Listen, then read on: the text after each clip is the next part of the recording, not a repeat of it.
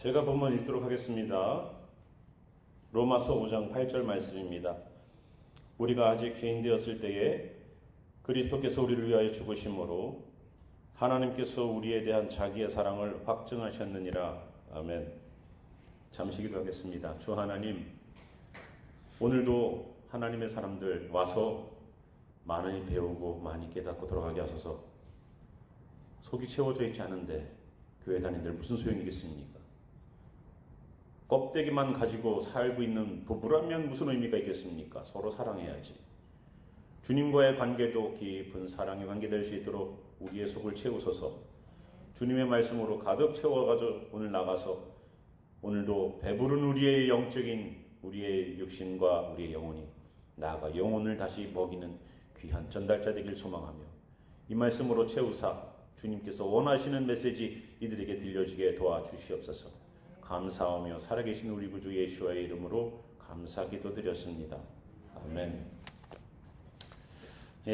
오늘 제목이 6월절 사랑의 확증이라는 제목으로 저희들 보겠습니다. 여기 보이시죠?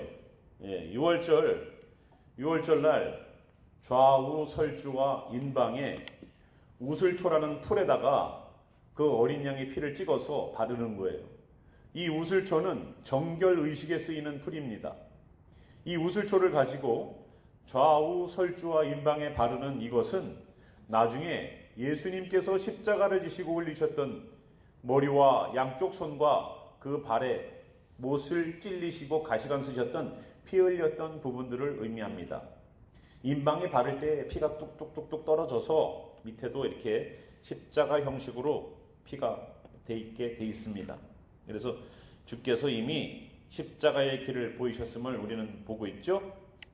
그래서 오늘 본문 말씀 우리가 잘 읽어보시면 알지만 하나님께서 우리에 대한 자기의 사랑을 확증하시는 일이 일어나는 날이 바로 이 패스오버라고 말을 하고 있지만 히브리 말로는 페사흐라고 말해서 뛰어넘다, 지나가다라는 뜻을 가지고 있습니다.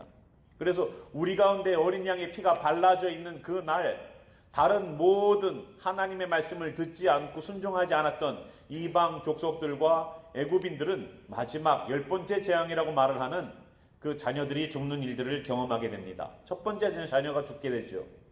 그래서 많은 집에서는 곡소리가 들렸지만 유대인들의 집에서는 찬양과 감사의 소리가 들렸습니다. 그게 바로 6월절이에요.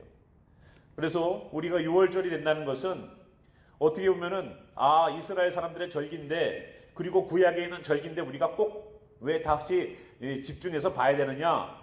우리가 6월절을 지키자는 건 아니잖아요. 양을 잡자는 건 아니잖아요. 그러나 그 하나님께서 이스라엘 백성들에게 주셨던 7가지 절기가 있습니다. 그 7가지 절기를 통해서 하나님은 예수 그리스도를 이 땅에 보내시는 초림과 재림의 역사를 이루고 가십니다.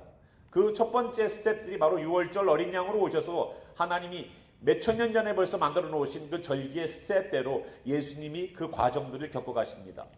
6월절 날에는 어린 양을 잡았었죠. 그런 것처럼 예수님은 준비되어서 어린 양으로 돌아가셨습니다. 그리고 어떻게 됩니까? 무교절이 되었죠. 그 다음 바로 이어서 무교절입니다. 무교절은 빵에 이스트를 넣지 않아서 밀가루만 가지고 만족해서 만든 딱딱한 빵입니다. 6월절 날 어린 양을 잡아서 그 밤에 허겁지겁 먹었던 출애굽했던 그 밤을 의미합니다. 그리고 빵을 이스트를 넣고서 만든 빵이 아니라 딱딱한 밀가루 빵입니다. 그래서 이거는 무엇을 의미하느냐? 빵을 불릴 만한 시간조차 없이 급히 나옴을 의미해요. 그 죄 없는 예수 그리스도를 상징합니다. 죄 없는 예수 그리스도께서 십자가에서 돌아가시고 무덤에 장사 지낸 바 되었지만 죄 없음이 판명되면 다시 초실절, 그 다음에 이어지는 절기인 초실절 그 첫 열매로 올라오게 되는 겁니다. 그래서 보리단으로 올라오는 거예요. 첫 단이 드려질 때에, 초실절이라고 첫 단이 드려질 때에 예수님께서 첫 부활의 열매가 되셔서 우리와 함께 나중에 주님 나라에 거할 때에 귀하게 부활의 성도들이 함께 있는 귀한 역사가 일어날 겁니다. 그래서 하나님은 이 3가지 절기와 플러스 거기에 오순절이라고 말을 하고 있는 5번에 10번이 지나간 50일이 지나가면 성령님을 내려주시는 귀한 역사를 오순절 때 내려주시죠. 그래서 하나님은 철저하게 7개 절기 가운데에 4개의 절기를 사용하셔서 예수님과 성령님이 오셔서 사역하시는 그 모든 시간들을 채우셨습니다. 이제 나머지 3절기 남았습니다. 나팔절, 대속죄일, 그리고 초막절입니다. 이 절기 3가지는 이제 예수님께서 다시 세컨 커밍에 맞춰져서 그 일이 진행될 겁니다. 하나님은 그래서 창세기 1장 14절에도 이미 그 이야기를 해놓으셨어요. 예, 이 이야기는 나중에 제가 하도록 하겠습니다. 그래서 하나님께서 자기가 사랑하신다, 우리를 사랑하신다라는 그 말씀을 구약부터 수천 년 동안 하셨습니다. 근데 그거를 검증해서 확증해서 보여주는 과정들이 필요한 거예요. 항상 과학이라는 게 그렇더라고요. 과학은 검증의 시간을 거치지 않으면 그거는 띠오리로 끝나요. 그냥 가설입니다. 가설. 아, 내가 생각해보니까 이것이 원인이 되어서 병이 이렇게 진행되는 것 같아. 내가 생각해놓는 가설이 있지만 그 가설을 검증해보고 실험해봐서 프루브가 돼야지만 그것이 과학적 사실로 입증이 되는 겁니다. 하나님께서 지금까지 나는 너희들의 창조주다, 나는 너희들의 아버지다, 수많은 말씀들을 해놓으셨고 실질적으로 아버지처럼 수많은 선지자들을 내려보내셔서 이스라엘 백성들이 죄악 가운데 거했을 때마다 그들의 잘못된 길에서 돌아오게 하셨고 그들이 어려움을 겪을 때마다 사사들을 선택하셔서 그들로 하여금 하나님께서 구원하시는 것을 경험하는 놀라운 일들을 많이 경험했습니다. 그래도 그게 부족한가 봐요. 그렇게 사람을 먹었는데도 하나님을 아직 발견하지 못했습니다. 그래서 하나님 자신이 십자가를 지시기 위해서 인간의 육신을 입고 오셨습니다. 그분이 바로 예수님이에요. 그래서 그 하나님이 우리에 대한 하나님의 자신의 사랑을 확증하시는 것을 어떻게 하셨냐면 그리스도께서 우리를 위하여 죽으심으로 확증하셨습니다.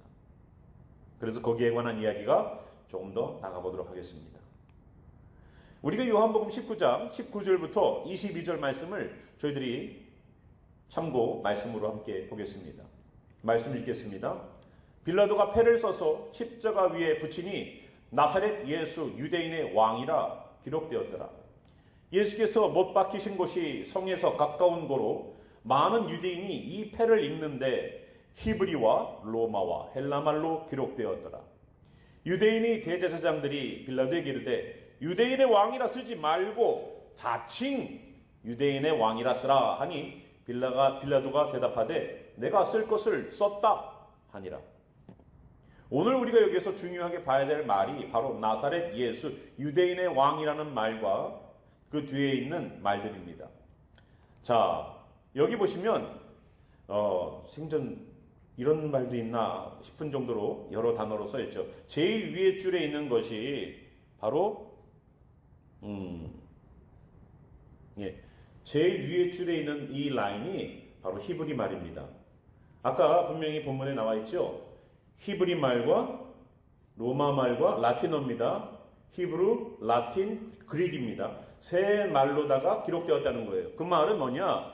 예루살렘에 와 있는 사람의 인구 분포도가 로마에서 온 로마 군인들과 유대인들과 그리고 그리스 문화, 헬라 문화 가운데 들어가 있던 사람들의 이야기들이 유대인들 가운데에 이 예루살렘이라는 지역에 있었다는 거예요. 그래서 세 가지의 보편화되어 있는 언어로 썼다는 겁니다. 그래서 여기 있는 것처럼 예수님 십자가를 지시면서 그 위에 써놨던 이 본문의 내용들이 바로 여기에 있습니다. 이 세 가지 내용을 보면은요, 제일 첫 번째 저희가 있는 히브리 말, 밑에 있는 헬라 말과 제일 밑에 있는 라틴어, 로마어는 저희가 눈여겨보지 않겠습니다. 왜냐하면 하나님께서 쓰시는 언어는 히브리 말이니까 그 위에 있는 히브리 단어에 대해서 저희들이 좀 연구해 볼게요. 자, 여기 있는 것처럼 제일 히브리 말은요, 왼쪽에서 오른쪽으로 가는 글씨가 아니라 오른쪽에서 왼쪽으로 오는 글씨입니다. 그래서 여기 있는 것처럼 예슈아 하나자레이 바멜렉 하이유딤 복수형입니다. 그래서 엄밀하게 따지면 여기 있는 유대의 왕이 아니라 유대인의 왕이 아니라 유대인들의 왕입니다. 복수형입니다. 그래서 우리가 여기 있는 이 예수님을 십자가에 못 박으면서 썼던 이 팻말의 히브리 말의 의미를 저희들이 보자니까요. 앞에 있는 이니셜들이 보이기 시작하는 거예요. 우리가 언어를 연구하다 보면은요, 여러 가지 방식을 씁니다. 그래서 이니셜만을 따서 읽는, 그래서 새로운 단어를 추론해내는 그러한 일들을 아크로님이라고 합니다. 아크로님이 뭐라고요? 앞에 있는 단어만을 따니까 우리가 거기에서 또 다른 어떠한 단어의 뜻이 유추가 되는 거예요. 우리가 많이 했죠, 어릴 적에. 그죠? 뭐 했습니까? 삼행시. 운만 띄워주면 뒤에가 딱 자기가 문장을 만들어내죠. 문장을 읽어보면 앞에 그 세 개의 단어나 두 개의 단어가 있습니다. 그런 것처럼 여기 있는 것처럼 앞에 있는 예수님이 십자가에서 돌아가실 때에 적어놨던 그 팻말의 글씨를 보니까 앞에 있는 이니셜만 보이기 시작하는 거예요. 왜? 이 아크로님의 방식을 가지고 많은 유대인 학자들이 이 말씀대로 하나님의 성경을 연구했고 하나님이 이 방식대로 성경을 써놓은 부분들이 너무나도 많이 있기 때문에 그렇습니다. 이사야 53장에도 그런 일들이 있었습니다. 예, 하나님의 이름, 그 이름은 뭐라고요? 예슈아라고 이사야 53장에 거꾸로 이렇게 읽으면 이니셜로 나와 있는 그 비밀스러운 일들이 있습니다. 그래서 여기 있는 것처럼 앞에 있는 예슈아의 요드, 뭐처럼 생겼어요?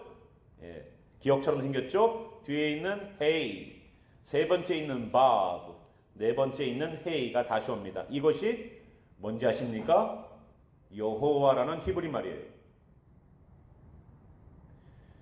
예수님이 십자가를 지셨는데 유대인 대제사장들과 그 밑에 있는 배운 사람들이 보니까 저거 바꿔야 돼요. 왜 바꿔야 돼요? 이니셜만 따서 읽어보니까 뭐가 읽혀져요? 여호와. 하나님의 이름이 거기 적혀져 있는 거예요. 저거 바꿔달라고. 그러니까 빌라도가 뭐라고 그래요? 나는 쓸 걸 썼다는 거예요. 안 바꿔줘요. 자칭이라는 단어 하나만 들어가도 이 여호와라는 단어가 깨져버립니다. 완성이 안 돼요. 십자가에 달린 그 예수 그리스도는 우리가 예수님 하고 있지만 실질적으로는 하나님이 육신을 입고 오셔서 우리를 위해 대신 돌아가신 거예요. 하나님이에요. 하나님이 그 십자가를 지시고 우리를 위해서 돌아가셨다는 겁니다. 그럼 이 여호와의 뜻이 뭐냐? 구약에 하나님의 이름 여호와, 엘로힘 이런 많은 말들이 있지만 하나님 스스로 있는 자다라고 여호와라는 말씀을 하셨어요. 그럼 여호와에도 뜻이 있을 거 아니에요. 이 히브리 말은요, 단어 하나하나의 뜻이 있어요. 우리가 기억, 니은 이렇게 하지만 그 기억이면 기억 안에 해당되는 단어들이 있고 뜻이 있는 것처럼 히브리 말도 있습니다. 그래서 이 요드라는 이 말은 여러분 보이시죠? 뭐처럼 보여요? 손처럼 보이죠. 그래서 손을 의미해요. 그 두 번째 있는 헤이라는 자음을 보면은요, 집이 이렇게 생겼으면 거기에 창문을 뚫어놓은 모습을 형상화했습니다. 그래서 뜻이 보라는 거예요. look outside 하라는 look하라는 뜻이에요. 요드는 hand. 그러면 세 번째는 건 뭐냐? 바브라는 것인데 이거 뭐처럼 생겼어요? 바브. 예, nail처럼 생겼어요. nail. 뭐처럼 생겼어요. 그리고 여러분 네 번째는 두 번째랑 똑같은 단어죠? 보라는 뜻이에요. 그럼 여호와라는 뜻이 뭐냐? 손을 좀 보라는 거예요. 손을 봐라? 거기에 뭘 봐라? 못자국을 보라는 거예요. 그게 여호와의 뜻이에요. 히브리 단어의 해석입니다. 그래서 손을 보라, 손에 못자국을 보라는 뜻이 바로 여호와의 뜻이에요. 하나님은 하나님의 이름을 임의로 정하지 않으셨어요. 이미 우리의 구원의 계획을 가지고 십자가에서 못 박혀서 돌아가시게끔 하기 위해서 우리를 구원할 계획을 이미 세우셨다는 거예요. 예수님이 수많은 죽음의 위협이 있었죠. 예수를 죽이자 그랬을 때 예수님께서 낭떠러지로 밀어서 떨어뜨려서 죽여버리자 이런 의견도 있어서 예수님 그 자리를 피하셨어요. 왜? 예수님은 그렇게 돌아가시면 안 되거든요. 낭떠러지에서 밀어서 떨어뜨리는 그 양은, 그 염소는 아사셀에게 보내는 죽임, 인간의 죄를 대신해서 마귀에게 보내지는 그러한 염소였었어요. 그런 것처럼 예수님은 죽이세요? 아니요. 두 마리의 염소를 선택해서 그 죄인의 죄를 다 그 양에게, 염소에게 전가시키고 한 염소는 잡아서 하나님께 드리고 한 염소는 자기의 죄를 전가시켜서 광야로 내보내요. 광야로 내보내서 죽게끔 만들어야 되는데 내 죄가 사라짐에 대하여서 상징적으로 그렇게 보여줘야 되는데 그 염소가 집에서 키우던 염소니까 다시 돌아와요. 그러니까 어떻게 돼요? 끌고 가서 나중에 되니까 끌고 가서 절벽에서 밀어 떨어뜨려서 죽였어요. 그래서 예수님을 절벽에서 떨어뜨려 죽이자라는 것은 그냥 예수님을 죽이는 방법으로 그걸 선택한 것이 아니에요. 마귀에게 보내는 제물로다가 쓰자는 거예요. No. 하나님은 그걸 원하시는 게 아니에요. 우리를 위하여서 죽어서 그 피를 흘려서 그 피를 가지고 하나님께 들어가서 인간을 씻을 수 있는 그 거룩한 피로 드려져야 되기 때문에 거기서 절벽에서 떨어지면 안 돼요. 목베임을 당해서도 안 되고 교수형을 당해서도 안 돼요. 다른 그 어떤 형태로도 예수님은 돌아가시면 안 돼요. 여호와의 이름, 하나님의 이름이 십자가에서 못을 박히는 것처럼 그 손에 못 박혀서 돌아가시는 것이 하나님의 계획이고 뜻이었기 때문에 그렇습니다. 이것이 어디에 적혀져 있다고요? 예수님이 십자가에 못 박히는 그 위에 성령에 대해서 아무것도 모르는 빌라도라는 로마 군인에 의해서 쓰여졌다는 거예요. 유대인들이 쓴 게 아니에요. 그래서 세 가지 언어로 아까 보셨듯이 그렇게 써놓은 거예요. 유대인들도 보고 로마인들도 보고 헬라 문화권에 있었던 사람들도 보고 그래서 이 여호와라는 이 단어가 여기에 있는 것을 보면서 십자가에서 죽으신 분이 바로 하나님이었다라는 것을 그들은 인지하고 그것을 바꾸라고 얘기를 하는 거죠. 우리를 위하여서 십자가 지신 예수님 얼마나 감사합니까? 그런데 그것은 하나님의 사랑의 증거였고 확증이었었어요. 내가 너를 사랑한다는 그 말을 말로만 했던 하나님이 아니라 정말로 자기의 육신을 찢어서 너희 대신 내가 죽는 것 때문에 내가 대신 죽어서 너희를 살리겠다는 하나님의 사랑의 모습이었었어요.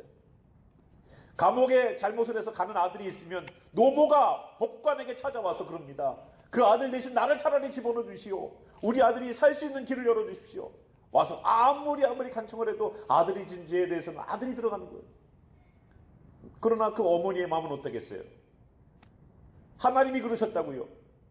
인간을 너무너무 사랑해서 인간이 죽어야 되는 그 죄의 값을 하나님이 대신 지어주시기 위해서 십자가를 지시기로 작정하시고 예수님께서 오셔서 우리를 위하여 자기 몸을 찢으시면서도 나를 위해 울지 마라.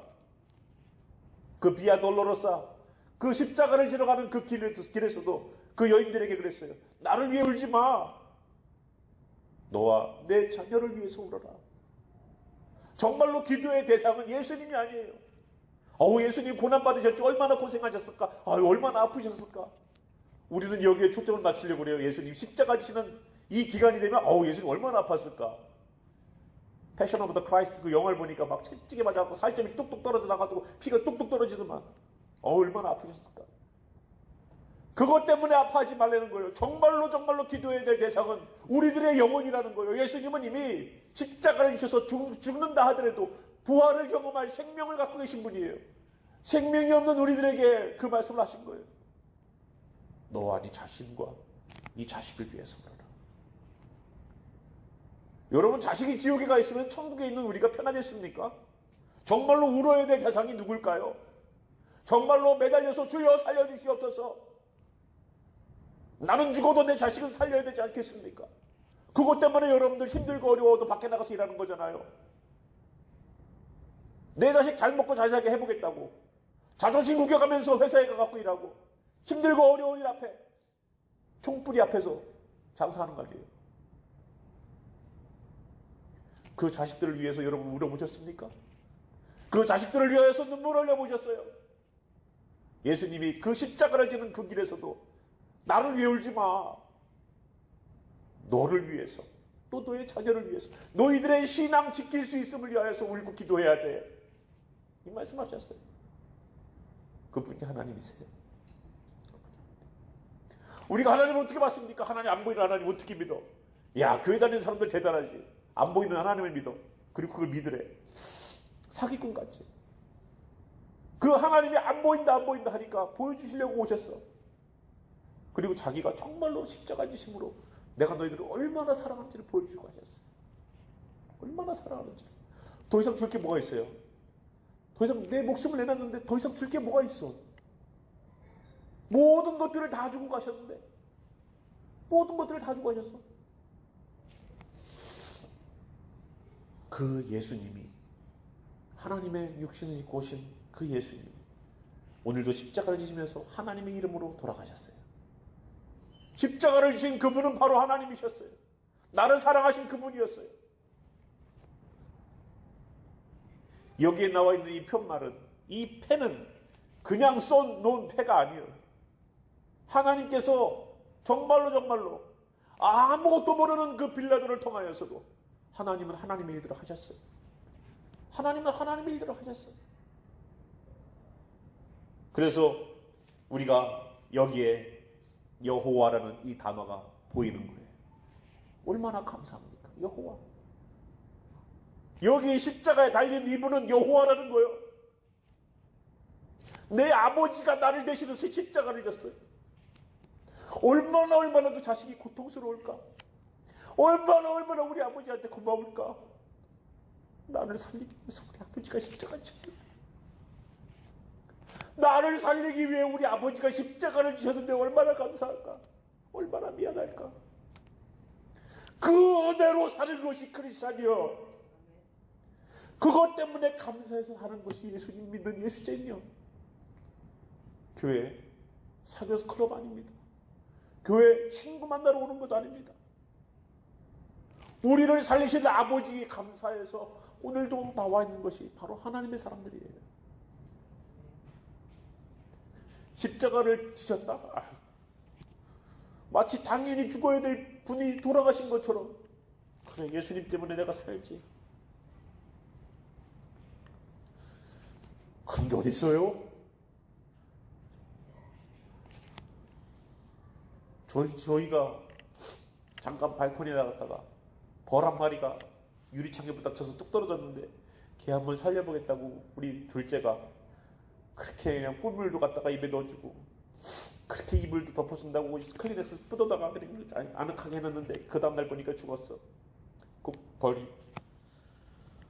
그 벌 한 마리가 죽어도 애가 하루 종일 시무룩한데 우리 아버지가 돌아가셨어. 나를 위해서 우리 아버지가 돌아가셨는데 찢어지지가 않는 그 자식이 그 이상한 자식이지. 그 자식이요? 그건 자식이 아니지. 내 아버지가 나를 위해 돌아가셨는데 식음을 전폐하고 눈물 흘리고 고통스럽게 사는 것이, 그것이 우리가 해야 되는 거 아닙니까? 그래서 여기 있는 말씀처럼 로마서 5장 8절, 우리가 아직도 내가 죄인인지 아닌지도 모르는 그때에, 우리가 아직 나는 죄인이 아닌 것 같은데라고 생각하는 그때에도, 우리가 아직 죄인 되었을 때에 그리스도께서 우리를 위하여 죽으심으로 하나님께서 우리에 대한 자기의 사랑을 확증하셨느니라. 아멘. 아멘. 내가 아직 죄인인지 아닌지 나는 아닌 것 같아. 나는 여태까지 얼마나 열심히 착하게 살았는데 거기로 끝나요? 아니, 그런데도 불구하고 내가 아직 죄를 인지하지도 못하고 나는 죄인이 아닌 것 같다라는 생각을 갖는 그때에도 이미 예수님께서 십자가 지셔서 하나님의 사랑을 확증하셨대요. 하나님의 사랑을 예수님이 확증하셨대요. 예수님이 하나님이시기 때문에 그렇습니다. 우리를 위하여서 대신 십자가 지신 우리 하나님 아버지께 예수와의 이름으로 오신 그 구원자의 이름으로 오신 그 예수님, 그 예수와라는 예수님의 원래 이름은 히브리 말로 예수와입니다. 그 예수와의 뜻이 뭔지 아십니까? 예수와의 뜻은 찢긴 손에 못을 보내는 거예요. 갈기갈기 찢긴 그 손을 보내는 거예요. 우리 구원자의 손에는 분명히 못자국이 있을 겁니다. 우리 아버지 하나님 예수 그리스도는 그 손에 못자국이 있을 거예요. 여러분 나중에 주님 앞에 갔을 때에 예수님 얼굴 나는 본 적이 없는데 헤매지 마세요. 손을 보고 다니세요. 언젠가 그 구멍난 손으로 우리를 안아주실 겁니다. 현재 우리가 살고 있는 이 삶이 아무리 힘들어도 예수님의 고통만큼 고통스럽지 않아요. 오늘도 우리가 들고 있는 문제가 아무리 커 보여도 주님께서 지신 십자가의 무게만큼 무겁지 않습니다. 우리 아버지가 걸어가신 그 길을 오늘도 같이 걸어갑시다. 하나님께서 나를 따라오라고 말씀하시면서 예수님께서 누구든지 나를 따라오려거든 날마다 자기 십자가를 지고 나를 쫓아오라는 그 말씀처럼 주님을 따라가기를 소망해요. 그래서 오늘도 나는 주님의 십자가를 나도 지고 가겠나이다. 주님께서 걸어가신 그 십자가의 길을 나도 걷겠나이다. 나도 누군가를 위하여서 한 번쯤은 죽어줄 수 있는 사람 되기를 소망합니다. 자존심 세우고 내가 몇 번 용서했는지 카운터해가면서 이 정도면 많이 용서해줬지라고 자기 스스로를 괜찮은 사람, 자기 스스로를 포용력 있는 사람으로 포장하지 맙시다. 우리는 아무것도 아니에요. 우리는 아무것도 아니요. 오늘도 다시 한번 하나님께서 우리를 사랑하셔서 6월절 어린 양으로 잡혀서 돌아가셨던 그 날을 다시 한번 기억하길 바래요. 세상 종교들이 만들어 놓은 그런 절기가 아니라 하나님께서 직접 만들어 놓으신 그 절기 속에 담겨져 있는 예수 그리스도의 보혈의 역사가 오늘도 다시 한번 여기 있는 성도들 심령을 두드리며 다시 한번 예수 그리스도의 은혜에 감사해서 우리 아버지의 사랑에 감사해서 다시 한번 우리의 기도의 무릎을 꿇는 시간들이 되기를 소망합니다. 우리 함께 일어나셔서 이 찬양 가운데에 우리 아버지의 희생에 감사하는 마음으로 십자가 지신 그분은 바로 하나님이셨습니다. 너의 아버지셨습니다. 감사하는 마음으로 함께 우리 기도하는 시간 갖도록 하겠습니다. 함께 우리 기도하겠습니다.